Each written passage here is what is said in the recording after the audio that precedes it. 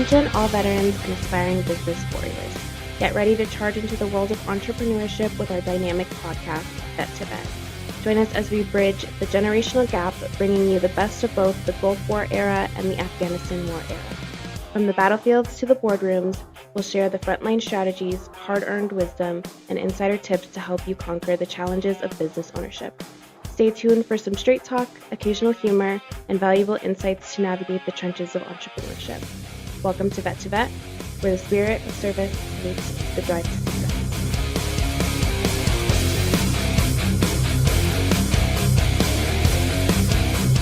Hey, what's up, guys? Welcome back to the Vet to Vet podcast with Tom and Joe. And today we've got a great guest. We've got Mr. MJ Cordova, the sales shark. Yes, sir. We've got a lot of topics to cover. Pretty excited to see what kind of insight you have from your world. We'll give you a chance to introduce yourself and give us some of your background and why people should listen to what you have to say. I've been in business and sales for right around 32 years now. And I think, the reason why I have been successful in helping small businesses and I have a passion for it is because I have owned 6 small businesses, but I've also worked for some very large corporations. It's really allowed me to figure out, why is this corporation so big? Why are they run so well? But also leverage and take advantage of all the small business stuff and not deal with all the big business stuff like the politics and the crazy amount of meetings you go to and the 100 emails a day and the things that kind of drag you as you're trying to get things done. I've been very, very blessed to have just a very diverse background in business and to be able to enjoy that in my own businesses and helping other businesses and excited to share some stuff with veteran-owned businesses with you guys. So. You were in the military, correct? Correct. So what Army? How long were you in? I was in for 8 years. Combination of active reserve and inactive reserve. So what did you do while you were in the military? So I was in a combat engineer Yes. in Fort Leonard Wood. Yeah, that's where I did basic training. There you go. Yeah, Lost right. in the woods. Exactly, yeah. So it was actually the first time I lived away from Denver. I don't know how much you know about Denver, but Denver's relatively mild weather, almost no humidity. And huge difference out there. I got to Fort Leonard Wood in June of 1980. That doesn't even sound low humidity. June of 1987. The first couple of nights were like, oh my God, how do people sleep in this? I was there June of 07, and it hasn't changed a bit. So, yeah, still just as hot and humid and miserable. And rained. It was the heaviest rain I'd ever been around. So you were in for 8 years, Mm-hmm. and you got out, and did you go directly into business from there? So the whole reason I went in was to pay for college. And so when I got out, when I was still doing reserves actually, so I was still in, I started going to school in the day and I was working at a box factory at night. And then as I worked through school, the box factory moved me into an office position, which was like a quality control thing back then. Total quality control was going crazy. And TQM. Yeah, and statistical process control. And so they asked me to sort of build them a program to do the quality control and the statistical process control. So I took a class on that and started doing that for them. And that was kind of where I started in really like business outside of just running a machine that made boxes. When you transitioned from the military into more of a corporate world, did you see a difference? Was there a kind of a learning gap, or how did that transition go for you? I think it was okay because, working in a factory, it's pretty structured still. You know what time you're going to get there, you know what time your breaks are. There was a process for setting up the machinery and running the machinery. So it wasn't that bad. I'm not a person who can live without structure. I'm just not capable of it. So in that sense, the military was a real blessing for me also.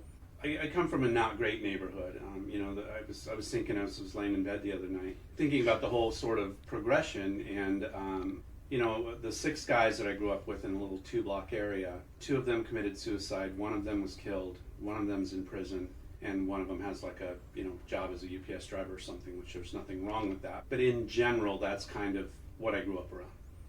And so for me to be able to go to the military and be safe and have structure and have, I'm going to use the word care, because it's really, when you grow up sort of in a certain way, and my mom was working a lot. My older brother was 4 years older than me, and he kind of was not around. He would come and go. So I was kind of on my own a lot. So to get somewhere where, it sounds weird, but the word care, like somebody cared where I was, I think was really good for me, and the structure was really good for me, because I was a smart guy, but I was never great in school because I just didn't go a lot and I didn't do homework. Right. I did the bare minimum to play sports, honestly. And again, I kind of excelled in sports because I had to be at practice at a certain time and I had to do certain things. So when I've been in those situations, I've excelled. When I started in sales, my first sales job, I struggled a little bit because I wasn't used to somebody not telling me where I had to be in the morning. It was just like, hey, go make cold calls. So you said that you've owned six businesses. What was your favorite? I think my favorite out of all of them was my power washing company. So I had a pretty large power washing company. Our niche was tractor trailers. I would wash all the lots for the tractor trailer dealers. When they would deliver a brand new one, they come in all greasy and they have plastic everywhere. So we would basically detail them. And then when they take trades in, we detail those. It was super cool. I got involved with a lot of construction companies, a lot of trucking companies, and just a cool vibe. Great customers. The money was great. So it was nice. It just ran so good. So our audience, we're looking, to help grow a business or to start a business. And so, of course, I'll start with a small business. I know that you and I talked prior to the podcast. We've both been in corporate businesses. What are some of the advantages to having a small business? What are the advantages of a small business over a corporate business? I think that the flexibility you have to make decisions quickly. If supply prices change, you can pivot immediately. Yeah. I'm not gonna focus in that area, or I'm gonna adjust my pricing in this way. It doesn't have to go through 17 departments and legal and HR and marketing, and we're already running, now we've got to take down billboards, and we can be very flexible and quick, which I like. I think there's, also that the personalization and the passion that a small business owner has for their product or service, I don't think will ever be matched by a corporation. If somebody wanted to have me help them with their sales, I'll understand them as a human being. I'll help them man to man, friend to friend, man to woman, whatever it is. If you go to somebody who might have a big reputation, one of the guys who's always on, podcasts and stuff, they're going to sell you a box of tricks and tools. Right. And there's no passion for that. It's just, hey, you're another one of my 100,000 boxes of tools I'm going to sell this month. So I think that passion really translates into a much better relationship with our clients. Mm-hmm. And then other than that, probably just our ability to grow and flex in different directions. We're not necessarily pigeonholed. Those of us who know us and do business with us and trust us, if you're in inspections now, if you decided to start an auto body shop, the vast majority of your network would support you in it. Right. Because they know you and trust you. You have that ability to create not necessarily a team within your company, but a team around you, as far as your customer base as well. Absolutely. Those relationships. Yep.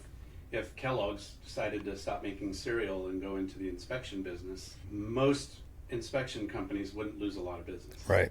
I think they'd be screwed. Because they'd be like, what is Kellogg's doing? Right. It also allows us to really be very innovative because, again, like you said, we're not going through all these massive channels to get something done. I don't have to go to purchasing to figure out can I afford this sewer scope or anything like that. I can go, I think I can afford it, and I'm going to go do it. So I can be innovative, and I can drive my business, and that that's the best part about the small business. But at the same time, large corporations have a little bit of an advantage over us. They have, of course, deeper pockets. When they go to do marketing, that's what they do. It's marketing. They've got a budget for it. You look at Pepsi and Disney and all these. They spend millions upon millions of dollars on just branding alone, which we don't have that ability. So I think that for large corporations, they get a little bit of an advantage in that way. What do you think? I'll transition into it by this. So I was looking at your core values, and I loved the humility core value. Sometimes we start businesses because we think we do things better. We work for someone, or we see something and we say, I could do that way better, right? But we forget the humility part of it. And so where I'm going with this is, when you're in a corporate environment, there's less of this sort of needing to know everything, needing to be everything. You're just worried about your part. Mm-hmm. And you're usually just worried about either making your boss happy to stay off your back or getting the next promotion. So you don't care what HR is doing. You don't care what purchasing is doing, which means you are free to be an expert in your particular area. The humility part comes in that as small business owners, I think we don't let go enough. We think we can be the inspector, the insurance salesman, the CEO, the purchasing department, the podcast marketing department. And if we really just stepped back and we say, okay, what does a large business do well? They delegate and they budget. Mm-hmm. And then they try to, for the most part, surround themselves with people who have goals that are aligned. As small business owners, I don't think we do a good enough job of being the CEO and saying once a week or once a quarter, twice a year, whatever that looks like for success, I'm going to sit down and I'm going to be the CEO and I'm going to grade myself in every area. And so I'm going to say, MJ, you're a really, really bad marketing department. You're really, really bad at social media. How are you going to fix that? Well, I'm going to learn or I'm going to hire. Which am I going to do? Do I have time to learn? Do I have money to hire? What does that budget look like? When I started out some of my first businesses, there were no budgets. It was what's in the checking. Right. Yeah. Right? And so if somebody came to me and said, hey, I have this tool or I have this solution for this problem and it could 10x your profitability or 10x your top line, it wasn't a business decision. It was do I have enough on my credit card? And so I would encourage all small businesses to draw a line in the sand, however uncomfortable it is. And if I were to do this again, I would forsake income and I would put personal things on a credit card in order to have budgets for the business, because that would grow the income. Right. Yep. So I think if we could get small businesses thinking in terms of being the CEO, having regular meetings to say, what is my marketing budget? I don't care if it's $1 today or $10. What percentage of every check I get goes into the marketing account? What goes into the insurance account? We should all have an emergency account. Even if it's $1, it's $1 less when the emergency comes. I think that kind of requires us business owners or entrepreneurs to also be willing to self-criticize, for one, which a lot of people, when you talk about the humility, the counter argument to that is if your ego is too big, a lot of people aren't willing to look internally and question themselves like that. I agree with you. You kind of have to put that aside. When you really start looking at budgeting and putting finances towards, your marketing or however you really want to grow your business, it's called delayed gratification, right? How many people do you know that have a really hard time putting aside what they want right now to know that down the road the reward's going to be much higher? I think that is a underserved topic that people don't really buy into or really fully understand when they're the solopreneur who's really kind of carved out their own little job rather than really grown a business that's scalable. Yeah, and I think that's a huge distinction. If you today were working, doing whatever you were doing, like power washing cars, and you said, well, I could do this better than my boss can do it, which is candidly how probably 70% of service businesses start. Oh, absolutely. True. If not more. But there's not a lot of resources available and affordable for somebody who just wants to say, what would this look like if I did it? How does this work? Taxes and business licenses and ROC numbers and all of these other things that larger businesses, people who have been through it before, kind of know. And when you're a small business and you're starting out, you're just trying to figure it out. And so I think that plays a lot into it too, is you kind of just don't even know what to expect. And so it's like, all right, well, had a good month, might as well take a little trip, buy a new set of golf clubs. I like what you and I talked about prior to us doing this, is that you have to figure out who you are. And I think that I was thinking about it this morning as well on the way in, that, every business is like its own sentient being. It has a life of its own, and you're just kind of the driver of it. You get to ride along and, kind of guide it. But for the most part, a business will do what it's going to do. But you you have to know who you are so the business knows who it is. And, from the very beginning, I think if you're going to start a business, I think the very first thing you need to do is know where you want to go in the end. What does it look like when everything is done? When you have reached that success, what is it going to look like? And then everything that you do from that point just kind of is guided towards that. I think that's something that gets lost on somebody going, you know what, I am really good at making these widgets and I can do it better. And then they just go out and try and do it. But they never sat down in the very beginning and figured out, why am I doing it? Is it I'm doing it to make $1 billion, or am I doing it because I just want a good lifestyle? And I think that's the first fail point for a lot of businesses. They just don't know who they are. I agree. It's like a shameless plug. I brought you guys some books. The book is called Map to Sales. And it really is, in a sales process, that exact theory of let's start with where we want to end up. And then let's work everything backward from there. I've been in sales, like I said, for about 30 years. And I've worked for Verizon in their Yellow Page division for a long time and built sales processes and training programs and such.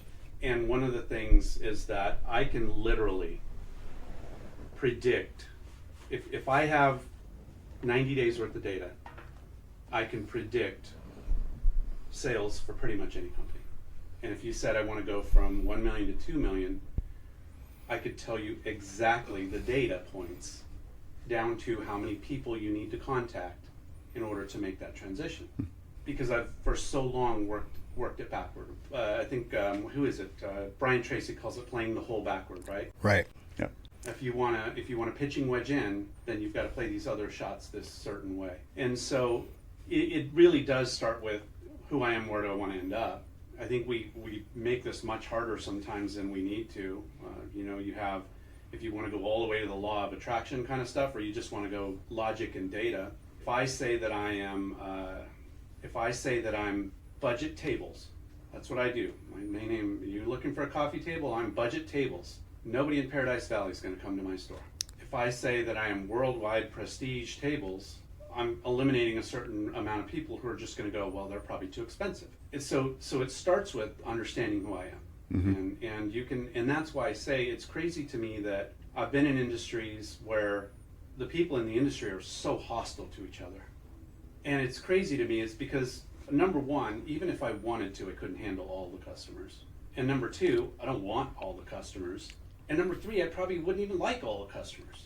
My ideal world, my ideal business would be that I get to wake up in the morning and I get to go, man, I'm so excited about going here because I love those guys. And we do business together and there's synergy and we're both happy and we're both growing. The last thing I want to do is wake up in the morning and say, oh, I've got to go to this account or I've got to go to this area of town. I hate working there. Yeah. Whether it's so far away or they complain. We have that choice if we know who we are and we brand correctly and we market correctly and we obviously fulfill that sort of role that we play in what the customer expects from us. Yeah. Well, that kind of gets back to the word no as a complete sentence. I think too many entrepreneurs look at all business as good business, kind of to caveat off of what you just said. We have to be willing to turn people away and just say no. You can get a feel as soon as you start your first 5-minute dialogue with any potential client, whether it's going to be a good fit or not. Just read the cues, read the room, try to understand their body language, their temperament, where they're coming from, or if your sales is really just helping, right? A lot of people think it's trying to, give your pitch. But if you're coming from a perspective of truly just trying to figure out how can I help you, Mr. Client, Mr. Customer, if you're not in alignment, I don't think this is going to be a good fit. You have to be willing to do that. Yeah. If not, it really is. It's just an exercise in frustration. Right. Yeah. I do think that there's a line where I think between large corporations and small businesses could actually really kind of learn from each other. One, I think business. You're right. large corporations, it's very transactional, and I think that there's a way that you can take these large corporations and you can make them less transactional by implementing what small business has. For us, it's that flexibility. We are personal. We are Main Street. That's who we are. And if you look at it from a military standpoint, I'm going to brag about the Marine Corps here for a second. So when you look at the Marine Corps, and this is where we get a lot of our jokes, we are elite. And the reason why, and it's not because we're special and we're high speed and all this other stuff. We're elite because as a Marine rifle company, everything is broken down to its smallest point. Tom and I talk about this all the time. We aren't looking to be this massive corporation. We want to be an elite unit. We want to operate in an elite form. Well, that's kind of how the Marine Corps does. They break everything down. So if you look at a fire team's only 4 people. And that fire team leader is responsible for those 3. And then a squad leader is responsible for 3 fire teams. And so on. It just goes up. You're never in charge of more than 6 at any time. What that allows for is everybody knows how to do all of the jobs. Nobody has to be a duty expert in all of it, but they know how to kind of do it all. So when you break it down, you have that ability to be personal. The squad leader can actually, he knows all of the people down below him. He knows how to be personable. And when you push that out for everybody to have that same mentality, it works. And you can keep that consistency all the way up to the battalion or division level. If you do that in a corporation, where if you can structure it, you can find the budget to structure it, where you break everything down into teams. Franchises are great at it. Franchises like McDonald's, we'll just go with McDonald's. I mean, they have this massive corporation, and that massive corporation actually functions off of small teams. Billions of teams, but small teams.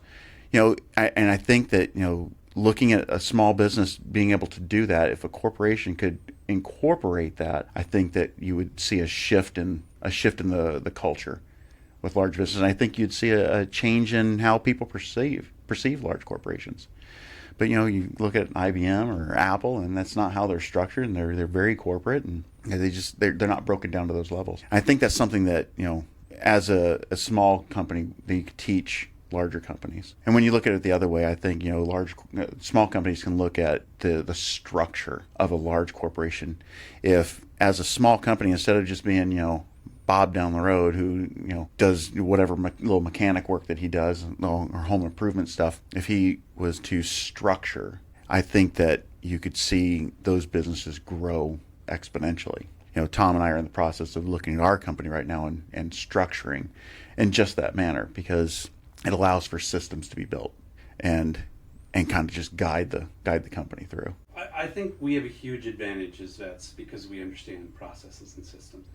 The vast majority of small businesses I talk to and work with, one of the biggest challenges they have is they just don't have structure.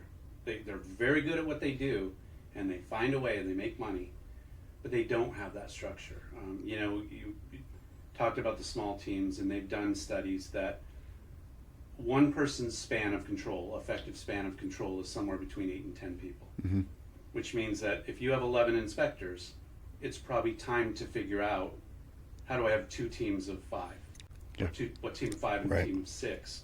With some sort of, I like the term first among equals. It doesn't have to be a supervisor, right. It doesn't have to be anybody special, but there has to be some first among equals that however you incentivize them, you do. That takes those 5 people to them first, so that you don't have 12 people plus all of the other stuff coming at mm-hmm. you. And I think that's what the military does well. I think that's okay. I think that's what large businesses do well and understand, is that they sort of have that hierarchy. So instead of you having 15 inspectors calling you, you have 3 of whatever that next level is. Yeah. And they have a certain amount of authority and autonomy to help within very well defined parameters. If it's this, I don't want to hear about it. Right. If it's this, then you escalate it. I had this conversation with Joe the other day. I did 10 years working with Air Force Special Operations, so I've been intimately familiar and surrounded by a lot of the top tier groups from every branch. And one of the things that I've noticed a lot of times that has made them super successful is they operate through a manner called command by negation, meaning they give their leaders autonomy to make decisions and to function on their own. And the only time that command stops them is when they have further insight or information that that leader just isn't privy to. You know what I mean? And I truly believe that if you really put the right people in the right place, there would be less micromanaging. You would develop leaders in a world where we are starving for leaders. Leadership in general. Correct. You know, family leadership, community leadership. I agree. You know, we are the leaders in our communities now. How do we continue to develop more leaders? I think, in my opinion, that is a great way. You really just have to empower people to give them that opportunity to make good and bad decisions. And as long as it won't sink the ship, learn, evolve, grow. That's how you develop. And that requires the core value of humility. Correct. Right? There has to be trust and humility. And that's one of the most difficult things to do when you own this business. And if this customer goes wrong, depending on the situation in the industry, it could be financially devastating. One Right. customer could set you back months of profit. Oh yeah. So to give up that trust, you know, and have the humility to say, I don't know everything. The real matter is, once we get going in business, in many cases, there's people that work for us that know more about things in our business than we do. Yeah. And we should celebrate that. And Sure. that should be our goal. I used to have a plaque above my door for many years. I don't have an office now, but that said, inspire and develop. My job as a leader of that company is not to do. My job is to first inspire them to be the best they can be, to do the best job that they can do, and to develop them into being that person that's capable of doing these things. And so if we as small businesses started looking at it that way, right, and saying exactly what you said, how do I develop leadership within my company?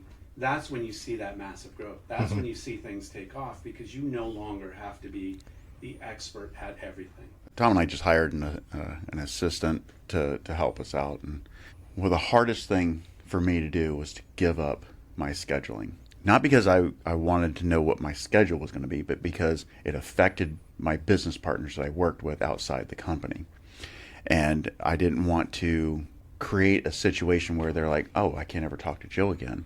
And it was probably my ego that was talking, saying they really don't want to talk to anybody else. They only want to talk to me. And that wasn't it. It was, I needed to give it up. So I had to have that humility. I had to sit back and go, I really can't do this anymore. I mean, Tom and I were scheduling inspections up in attics, on top of roofs, under crawl spaces. It's like, yeah, I'll call you back here. Just give me 1 second. Now that I have been able to let go and turn it over to her, it's changed everything. I think it's funny because, like, I was the exact opposite. As soon as she got that phone, I was like, I am never answering this He phone again. immediately forwarded his phone. But that's an interesting topic, though. Right. Because how many people do business with us because it's us?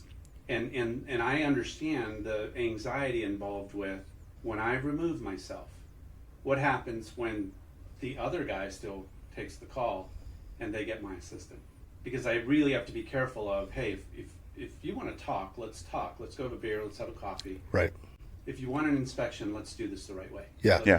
Let's provide the highest level of service we can, which means you call this number. Right. You just had that conversation. I did, yeah. So I'll give you some feedback on that. So one of my agents, I just sat down with her yesterday. So she was like, can I offer a little criticism? I said, of course. She said, so the reason I've been asking my clients how come they haven't been using you, because I always give them 2 options, which a good realtor should do.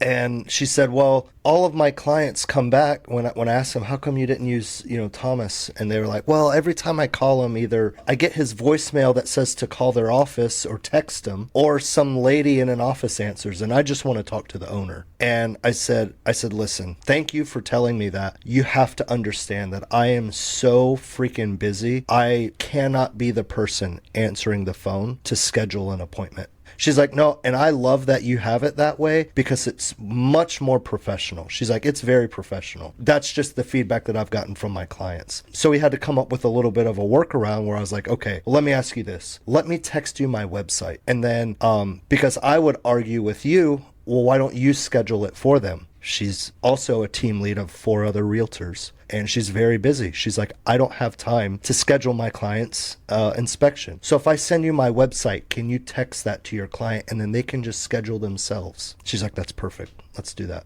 And again, when we go back to big versus small, Right. these are problems corporations don't have. Right. You know, if you call XYZ, nationwide company, you expect somebody to answer that's not going to help you, that's going to take you to the next step. Right. Scheduling the whatever it is. You're not expecting the owner. Yeah. Like if you open a Coke and you're like, this fucking sucks, I need to talk to the CEO of Coke right now. You're not being very practical, Yeah. But those are the expectations they have going in. And I think a lot of times people are attracted to doing business with other small businesses because that expectation of, if I don't like what's going on, I'm dealing with the owner. Yeah. And I got a direct line to the owner. I know a guy. How many times have you hung out with one of your friends or something? They're like, oh yeah, I know the owner. Oh, yeah. It's like, dude, he's like me. He really is not Right. that big a deal. Yeah. Yeah. All the time. I do it all the time. Even some of my realtors are like, oh, well, now you have an office. You're turning into Mr. Hollywood now. And I'm like, no, dude, I'm just a guy. You can still call me or text me. I'm Hollywood, but it's Right. not because I have an office. Right. It's the beard. Yeah, that's right. Yeah, I did. Well, I did beard. get a haircut yesterday. I noticed the beard is a little trimmed Yeah, up. I know. It feels good. I hate when I get a little homeless feeling. It's like stray hairs coming out. Jen's like, you should grow your hair out again. I'm like, yeah, I don't know. She liked the man bun I had. The man bun. Yeah. Yeah. Please don't bring I'm back not doing the man bun again. It's Yeah. not happening. Yeah. You could grow your beard out though. This is like 2 years. I know. Here we go. More jokes. No When comment. when you grow up, when your balls drop, maybe it'll get there. Dude, I didn't get facial hair until I was 28. I was the same way. I still remember one of the first days in basic. I skipped shaving one day, and they noticed. Oh, you probably got smoked. I got smoked. So Yeah. by the end of the day, I looked like I needed to shave. A day and a half, handed me a razor, and I had to dry shave right there. Oh God. Yeah, I had to shave while I was in. They made me, but I wasn't shaving anything. I was just, Lathering up. yep, Right. that was it. Like, we don't care. I was like, all right. He shaved this morning. Yeah. This information right here is exactly what we're looking for our audience. Those individuals that are getting out of the military that that transition to the corporate world, or even just the small business world as a employee, it's tough. So that transition from military life into civilian life was pretty difficult. Just not being able to just adapt to that civilian world. And so, this gives veterans that opportunity to think about what they want to do outside of jumping into a corporate world. Can I open my own business? What should I do? And then again, of course, it goes back to, who are you? And figuring that out. So this right here is exactly what we want our audience to see. Still waiting for the business I can open where I get to, wear BDUs and paint my face again. Yeah. Yeah. Blow stuff up, crawl under things. That'd be great. Yeah. It won't happen until the next Civil War. Right. Yeah. It might be sooner than later. All right. So, Nobody will want this old guy. No. Your knees are done. Yeah. all right, Tom, if you want to take us home here. Yeah, so guys, listen. First of all, it was a great conversation. I love picking your brain. It's always interesting to get more and more insight from all the different people that we can bring in. First off, if anyone wants to contact you or get in touch with you, where can they find you? So you can just go to sharkbusinesssolutions.com. Easiest way. Perfect. And don't forget Map to Sales Shameless plug. by Mr. MJ Cordova. On Amazon. Perfect. Look it up on Amazon. If you're in the sales community, guys, you got to read this book. Okay, it does nothing but help. Trust me. All right. Pick as many different brains as you can. Absolutely. There's more that Humility. right. There is no ego in success. The more humble you are, the more you search, the more you learn, the bigger you'll grow. Totally agree. Absolutely. That's why I love being an entrepreneur, because every day I'm just excited about who will I meet today, what opportunity will come my way, and if you aren't that way now, if you're not reading books and you're not searching to grow personally, develop yourself, you probably shouldn't be in business or be an entrepreneur. Thanks again for coming on. It was awesome. Loved Absolutely. it.